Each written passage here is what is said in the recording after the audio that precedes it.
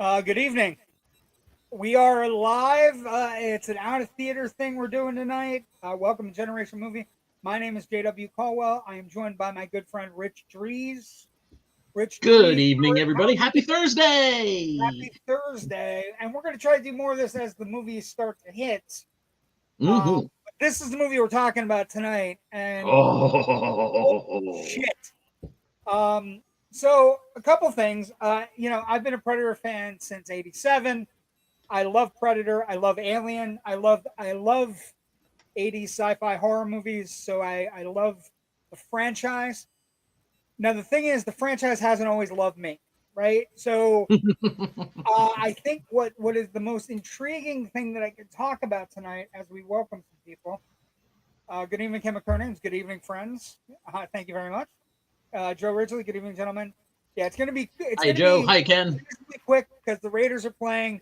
So bear with me, but I'm going to try to get in everything. I've been a So we're not going to talk for 20 minutes about The Mummy 4, Mummy 4, which is insane, by the way. I'm so it's incredible. Yes. But anyways. not for the reason, like the pick of the directors is what's incredible about the Mummy 4. Oh God, yeah, so good. radio silence. We'll talk about that on one of the Next Generation movie. But we got to talk about this. This is my Predator keychain. Oh shoot! It's in the. I meant to bring it in. It's okay. Out in my kitchen. I got the popcorn bucket. The Predator ship popcorn.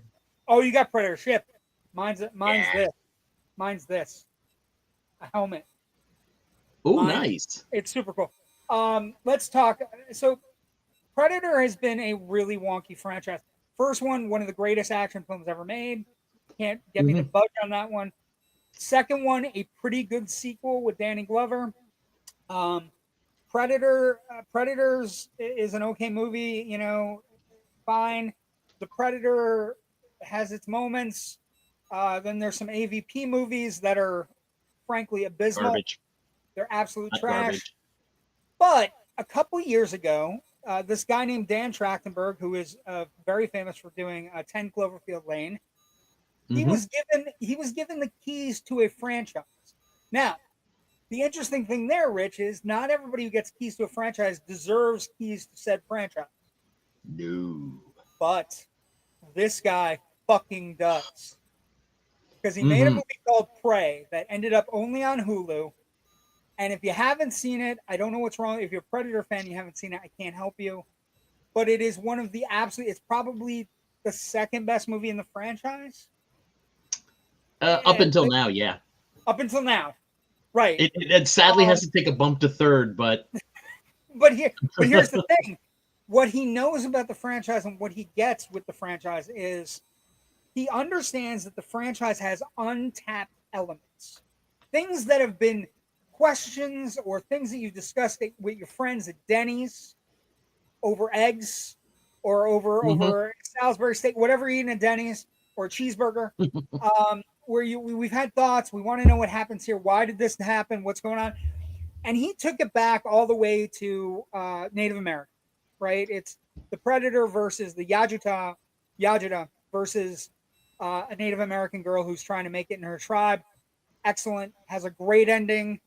It has a credits sequence ending that's absolutely spectacular. And he gets his reins into the franchise. Everybody loves Prey. It's one of the great Predator movies.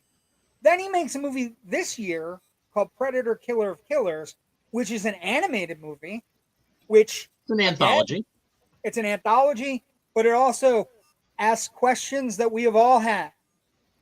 And then that movie gets a kick-ass ending where people from the original franchise, Prey, and are all scattered about frozen chambers as people who have beaten the Predators. So now he comes with Predator Badlands. And Rich, God almighty. This reinvention, good. His reinvention of the franchise, starting with Prey through Killer of Killers, and now this, just is total and complete. It's wonderful. He's totally re-energized this franchise in a way. I didn't even think it was possible. I Well, honestly thought possible, but I think it that was like Predator's a dead franchise. it was a AVP really killed it, and it's this a is just like like giving us so many possible. new possibilities for stories, Yes, and that's what and I find is the super key exciting to about this movie is this is a Predator film told from the point of view of a young Predator named Deck, who is a runt of the litter.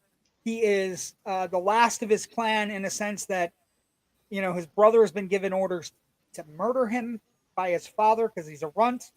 His brother thinks he can do better, and he comes up with the idea: you're going to go on a hunt, you're going to bring a trophy back. Dad's not going to hate you.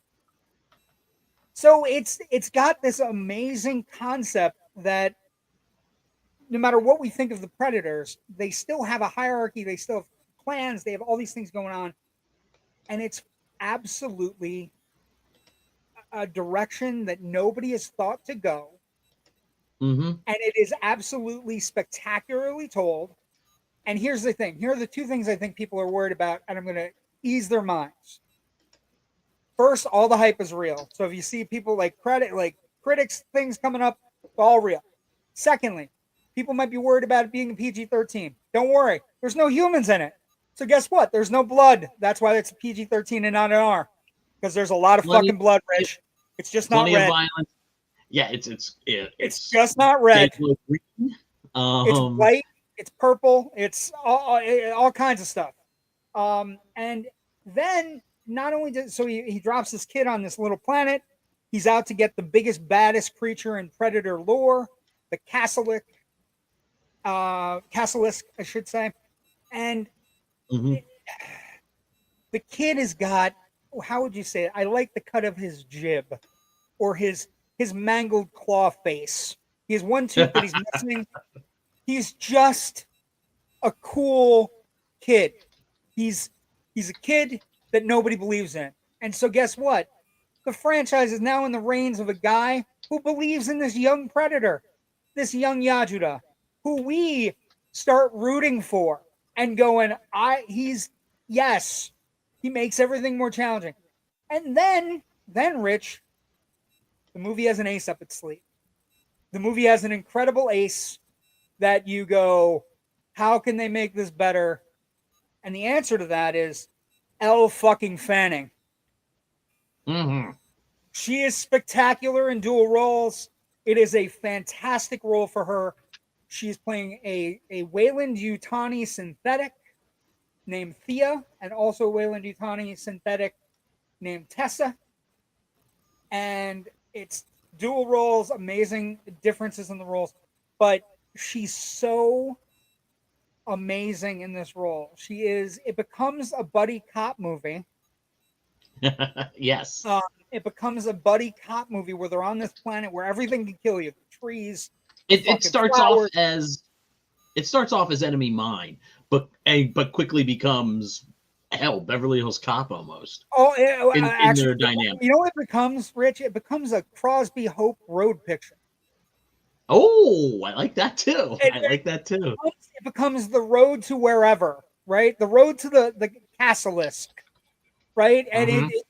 she's asking all kinds of questions because in her programming, she's supposed to learn about different creatures because she's part of the Weyland-Yutani bio division, which again, of corporations, easily the most evil corporation in the history of cinema.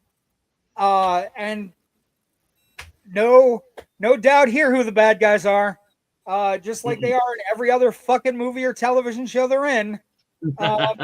Just, but I can't put the level of skill involved in making the Predator this young Yajuta named Deck.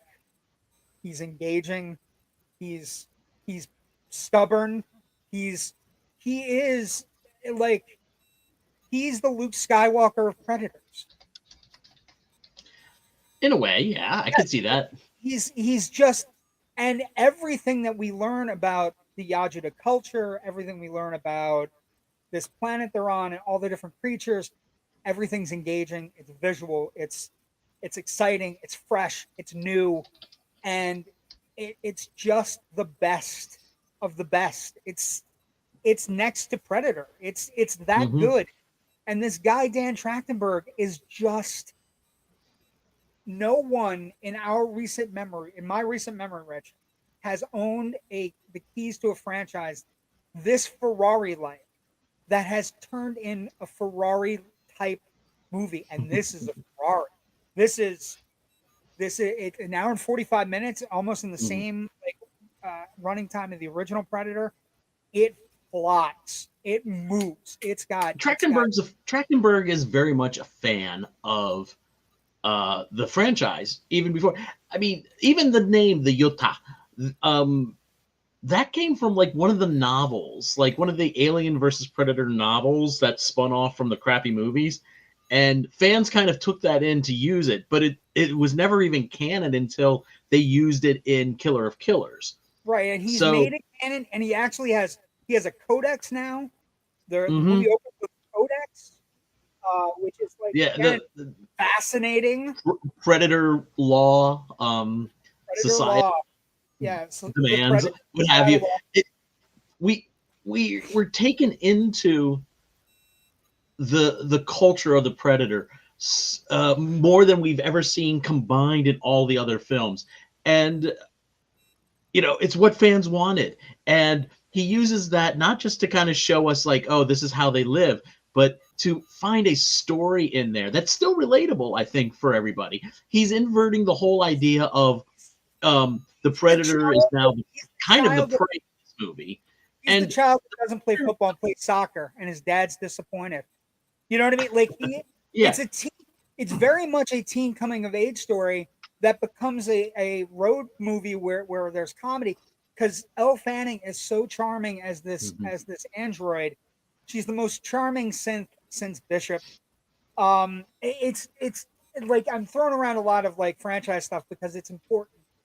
And the key to this movie is that it not only does it get everything, and not like it ends, Rich. When it ends, were you not going, I want more?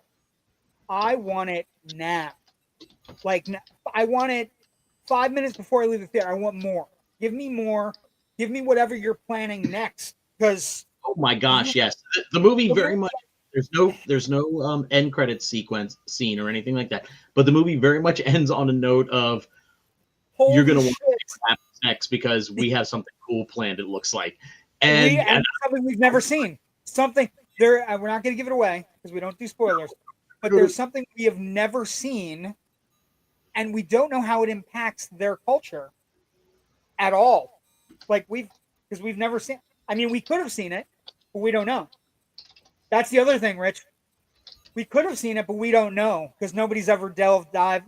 The only thing we've gotten to know about them is that they don't like to lose, and Deck is very much in that realm. Mm-hmm. Rich, let's also talk about Bud. There's a character in the movie named Bud. He's spectacular. He's the coolest. He's one of the coolest things in the movie that nobody has seen, and I don't want to give away anything, but once he gets there, it's magic. But I was briefly at the beginning like, oh, do we need to do this? This Temu version of Gloop from Lost in Space. But he quickly the comedy is rich. Like the comedy is rich. Like it is. There is a sequence at a campfire that is laugh out loud funny in the middle of a Predator movie that you don't expect, and it happens, and then you're like, I'm just happy to be here for this. I'm happy to be a part of this. I'm happy that somebody has asked questions that I've had with the franchise. I can't think of a better, like, it is one of the top 5 legacy sequels of all time. Like, it's okay. Way the fuck up here. Yeah. Way up in my written review, which I just published like a little bit before we went live because I wrote most of it last night and had to finish it off this evening after work. Yeah, I kind of say I hate just the general idea of crossing over the Alien and the Predator franchises, because it feels like you're taking two virtually unstoppable forces and just slamming them into each other, and that's not inherently interesting, even when you have humans running around trying to get away. But I think Trachtenberg kind of cracked the code here on this by saying, well, let's Code take a isn't look the aliens. at The code isn't the no, it's not aliens. the xenomorphs. It's the It's evil that fucking motherfuckers who run corporation. Wayland Yutani.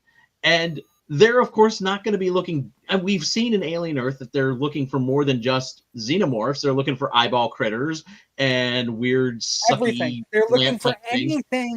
Yeah, anything anything that that they will can make their exploit. biodivision. Yeah, like, they're And the and so epitome. obviously, yeah, they you know, when they come across a predator, they're like, oh, this guy, we know these guys. We want one of these too, which raises a whole lot of questions about where that knowledge came from. And And I kind yeah, of don't want to go back to Alien versus Predator to kind of like I see don't if want to go there's back there something in either, there to. but you have to get it doesn't matter. Like it doesn't Yeah, matter because this movie. the code is cracked in the sense that I don't need the xenomorph. I don't need this. Mhm. I just need the evil corporation that allows this to exist Mhm.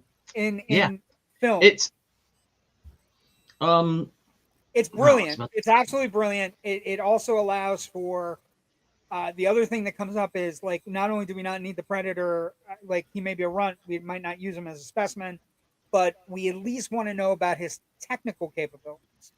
And mhm. then, I mean, then it could go all the way back to Predator 2, right? Because it could go all the way back to, Gary Busey in Predator 2 has been tracking them. The U.S. government's been tracking them.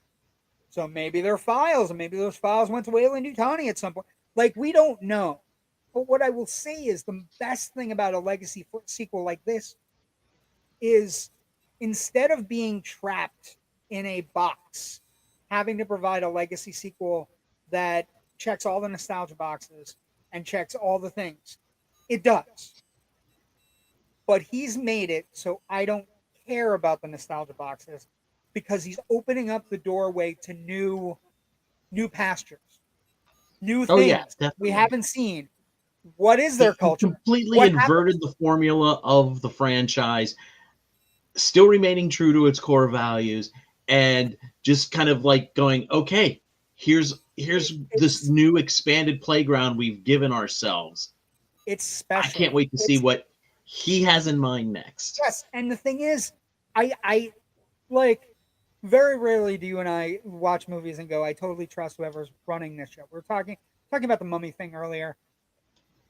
That movie's being made by Radio Silence, who've made a Mm, bunch of really good horror films with a lot of comedy in them, and that's what you need for a good Mummy movie. So I trust them. yeah. This guy is the king of the legacy sequel people. Like he not only understands the franchise, but listen to what fans want and gives it to you in a way it's so elite. The writing is Hmm. so elite in this movie. I can't even begin to work. Also, cinematography is fantastic. The alien creature design on the planet of Jenna is absolutely spectacular. It completely rewrites whatever book you have. And then you realize that the Predators have many planets, not just the planet they had in Predators or Earth, or they have other planets where they haven't even explored yet. And then we get into the culture. Like his culture is he's part of a clan, but he's not good enough to be in that clan. So maybe he has to start his own clan. And maybe it's the friends we make along the way that's special in a Predator movie. Rich, Hmm. if you told me that this was going to be the design, that I'd come out of the movie and be like, I can't wait to see those three characters again. I can't wait to see. That's the only problem. The only problem, Rich, is that he can't make another new offshoot side because these characters are so engaging that you gotta have Predator Badlands too. Like that's the thing. He's done three different things. He did an anthology, did Prey, and did this. But guess what? This is so goddamn good that the demand for Deck and Thea and Bud is going to be astoundingly high for the fan base. Like Hmm. so high that you can't even that a sequel to this movie might end up being one of the highest grossing movies of a summer. Kind of, you know what I mean? Like it's a mind-boggling. It's an escapist film. It's a popcorn movie. It's got laughs. It's got gross out humor. It's got, what was my favorite, somebody asked him what was his favorite part of the hunt. Thea's, oh, I've never been part of a hunt. And what was your favorite part? He's like, and he gets up and he's like, this huge guy next to her, and he's like, when I stuck my sword in its head. It's like, yeah, buddy, you're right. That was cool. And then they have a fireside moment that's completely out of a comedy film where you're just like, this is so fucking adorable and so amazing. I just want to relive this moment over and over again. I was so floored by how great this movie is. I have if this movie hits like it should, and then next week we get an Edgar Wright Running Man that's absolutely brilliant. 1987 JW will be so happy, Rich. I can't even tell you how happy I am. I came out of this movie and the thing is, like, I rewatched Predator. Predator is elite.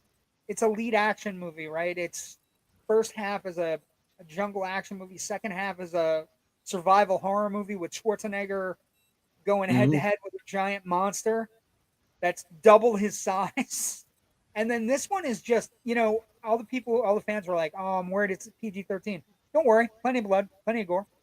I don't like the look of the Predator. Guess what? You'll understand why. You'll get it. And you know what? You don't even think about it. Once it happens, once the opening happens, you have no questions about why he looks the way he looks. He's young. He's a runt. He's not good enough. And he's going out of his way to show up his dad. It's everything. It's everything you'd want in a coming of age movie. And then it's got giant monsters and laser swords and Elle Fanning completely killing it. Absolutely killing it. Also, just so we're clear, we've never had the concept of a Weyland-Yutani breaking away from Weyland-Yutani and becoming something in the galaxy. We've never had that. So there are all kinds of fucking fish to fry after this movie. Yes. That's the thing. The unlimited possibilities of hope for a franchise that was left for dead, Rich, is what's amazing here, right? It's astounding. And Dan Trachtenberg, I take my Predator mask off to you, my friend. You made two good movies that some people may have thought were flukes, and now you've made a third movie that completely knocks it out of the fucking park, which means all the trust that's been given to you is totally justified. And I go see it see it on a big, huge, loud screen. That's the other thing. I don't think people realize the effects and the look of the movie, the world they've created is beautiful, deadly, and beautiful. And it's one of the best movies of the year. Like, you know what I mean? Like, it's certainly the best genre movie I think of the year so far. Best science fiction, best franchise, best action-y thing. I think, yes, she is. Indeed. And I think that's, very a cameo. Oh God, that's such a deep cut Joe Ridgely. I'm fine. Kevin Peter Hall was a good Harry, and he was a good Predator. I always loved Kevin Peter Hall. Best fits of science. Anyway, and I think the key here was just Dan Trachtenberg, coming up with the genius stroke of shifting the point of view from humans to the Predator and putting the Predator character deck into a situation that normally we'd be following the humans, and then making him a solid character, not just an alien who likes to hunt. He has motive, he has depth, and he has some pathos to him. And the Elle Fanning's character is also very much in that same thing. She goes through an arc of discovery about herself and her place in the universe, and her place at Weyland-Yutani. It's not just cheap thrills. This is evil corporation ever put on film. Everything that happens. People say Umbrella Corporation, and Rich, I say to them, no. Weyland-Yutani, kids, way worse than any other corporation ever. They're so bad. They're such a bad evil corporation. And this movie actually has more. The the code is right. They're the villains. The aliens aren't the villains. They do what it's like. It's like Sigourney Weaver says in Aliens. Burke. You don't see them fucking each other over for a profit. That's right. That's the key. The key is the aliens do what the aliens do, and the humans that run Wayland Corp are a Wayland-Yutani are garbage. They're garbage humans. And you know what? It's Mhm. really easy to see everything that's happening in the world. They are a perfect foil for everyone. They get anything you can come up with. But Deck is so interesting. It's a great performance. The kid who plays him is fantastic. Let's see. His name is Demetrius Schuster. I'm going to try to pronounce this. Kola Matangi. He plays Deck. He plays Nor. He plays Kwai. He he plays Deck and he plays Nor, who's the Apex brother, his father. So I I can't get over how much I love this movie. I'm probably going to see it again, maybe in Dolby this time. I just Dan Trachtenberg gets all the credit in the world for making the franchise, um, taking the reins and running with it, and completely giving like the word fan service gets thrown around a lot. There's a fine Mhm. line between fan service and opportunity, narrative opportunity. There's a fine line, and he has found the sweet spot with Prey, Killer of Killers, and Badlands. He's found it, and everybody should go see it and make it a lot of money this weekend, so that we get the sequel Rich and I desperately need. Oh my gosh. Yes, Eh, very much so. You know, there's a lot of good stuff coming out right about now. Include, a lot of Oscar contenders are starting to come out, like Sentimental Value, which I'm looking very much forward to seeing. Die My Love, which supposedly has a bravura performance from Jennifer Lawrence. She Um, bravura performances though. That's the key to that. She, like but she's like Emma Stone. She's always aces. Like, mhm. did you? A couple um, things before we go. There are a lot of movies coming out. What were you going to say? I'm sorry, but before you uh, go, I but wanted to talk 2 movie stories before we leave for the night that need to be talked. They need to be broached at least. You were saying Jennifer Lawrence, but what I was going to say but there is there are rumors they're making a Miss Piggy movie with Emma Stone and Jennifer Lawrence. I That was know, and announced that today, which that blows my mind. And then a little movie that came out for Christmas that we did on Generation Movie last year called Gremlins is apparently getting a sequel in less than 2 years. And the only qualm I have with that is that Chris Columbus is writing and directing, and that I think a Gremlins movie, um, the Joe Dante factor is always high, and the man understands Looney Tunes cartoons, which is what Gremlins movies are, and not having the Joe Dante sprinkle worries me. hmm But Spielberg's there, so just be happy, I guess, and then wait for the announcement on the Goonies because Zaslav is trying to sell Warner Brothers. But what were you going to say? I'm sorry, but this is a I movie was that just needs. gonna say, if you're, looking for, not just thrills, but you're like, it's starting to get towards the award season. I want to start seeing some, for lack of a better term right now, because it's late, classier movies. Don't Sleep on this just movie. pass this by. This Yeah, is, this is a solidly constructed movie. Like I said, it wouldn't work without the character work and the characterizations for our two leads here. it's very serious. So They take it yeah, seriously. yeah, It's go see it's it. it, it, and it's Promise.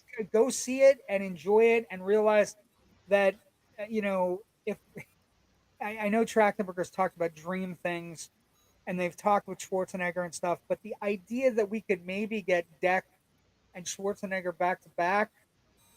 I know he's old. I don't give a shit. I would love to see, Dutch locking arms with Deck. It would be yes. But I'm just go see it, and then you can drop us a line if you like it or not. Rich, where can Mhm. people find your stuff?